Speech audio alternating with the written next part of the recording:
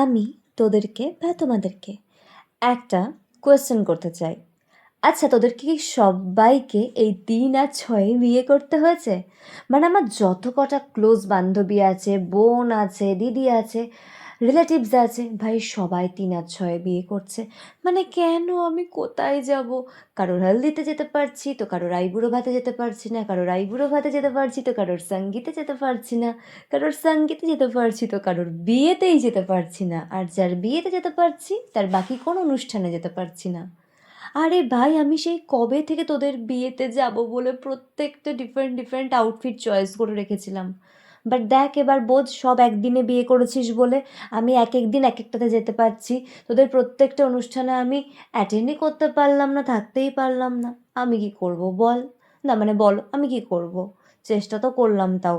এই শরীর নিয়ে এর থেকে বেশি আর কী বা করতে পারি? যাই হোক, যতটুকুই করলাম অনেকটা আনন্দ, জানো তো।